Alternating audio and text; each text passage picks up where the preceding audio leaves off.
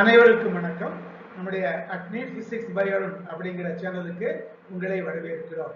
நம்ம ஏற்கனவே கிட்டத்தட்ட ஒரு 70 கணக்குகளுக்கு பக்கத்துல நம்ம நீட்க்கு கீழே தேர்வுகளில் கேட்கப்படக்கூடிய இயற்பியல் கேள்விகள் நம்ம டிஸ்கஸ் பண்ணியிருந்தோம். அதற்கு பிறகு கொஞ்ச நாள் இதுக்கு ஓய்வு கொடுத்துருந்தோம், நீட் எக்ஸாமினேஷன் கொடுத்து. இப்போ திரும்பவும் நம்ம சில கேள்விகள் மல்டிபிள் சாய்ஸ் கொஸ்டின்ஸ் பிசிக்ஸ்ல பார்க்க போகிறோம்.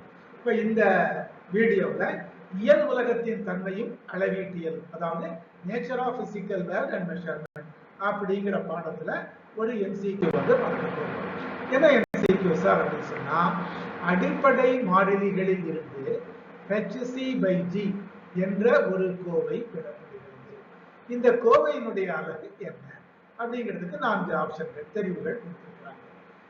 என்னெல்லாம் சார்? கிலோகிராம் ஸ்கொயர், அப்புறம் 2வது மீட்டர் கியூப், 3வது செகண்ட் பவர் -1, 4வது மீட்டர் அப்படிங்கிற 4 ஆப்ஷன். இதில் பார்த்தீங்கன்னா hc/g அப்படின்னா என்ன சார்? h என்பது நம்ம படிச்சிருக்கிறோம் பிளாங்க் மாறிலி, c என்பது ஒளியின் வேகம், சரியா? அப்புறம் கேபிட்டல் G என்பது இயற்பியல் மாறிலி அப்படிங்கிறதெல்லாம் நமக்கு தெரியும். இப்போ ஒன்னொன்னா நம்ம போட்டு பார்க்கலாம். ஹச்சினுடைய அலகு என்ன? ஹச்சுங்கிறது எப்படி வந்தது? E is equal to h nu அப்படிங்கிற சமன்பாடு இருக்கு.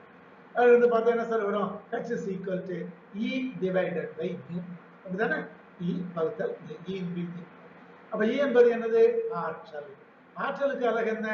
ஜூல், சரியா? டிவைடட் பை நியூ என்பது என்ன? அதிர்வெண், அதாவது ஒளி கதிர்களுடைய அதிர்வெண். அதிர்வெண் என்ன ஆங்கிலத்துல ஃப்ரீக்வென்சின்னு சொல்லுவாங்க. அதுக்கு யூனிட் என்ன சார்? யூனிட் ஹெர்ட்ஸ் அப்படின்னு சொல்லலாம், செகண்ட் பவர் -1 அப்படின்னு சொல்லலாம். அப்ப ஈக்கு கீழே செகண்ட் பவர் -1 இருக்கு, அது மேல போனா செகண்ட் ஆகும். அப்ப ஹச்சினுடைய அலகு ஜூல் செகண்ட். இந்த ஜூல் செகண்ட ஜூல்ங்கிறது என்னது சார்? ஆற்றல்.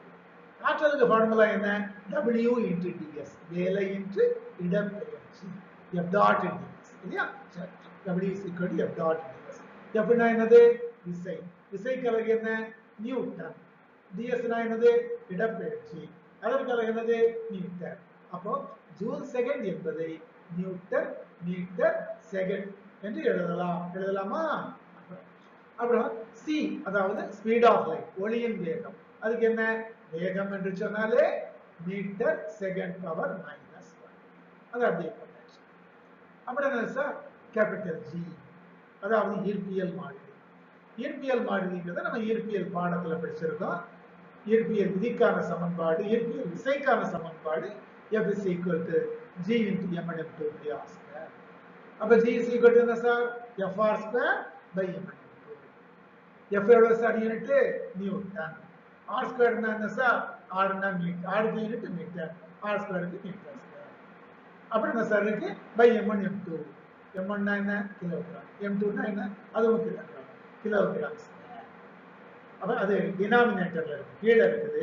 அப்புறம் அதை மேல கொண்டு போனா கிலோகிராம் பவர் -2.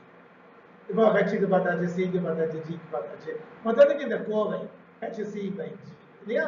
அதுக்கு என்ன சார் வரும்? Very simple. ஹச்சுக்கு உண்டானது நியூட்டன் மீட்டர் செகண்ட் இன்டு சிக்கு உண்டானது metre second power -1 divided by ஜிக்கு உண்டானது Newton metre square kilogram power -2. மேல நியூட்டன் இருக்குதா, கீழே நியூட்டன் இருக்குதா?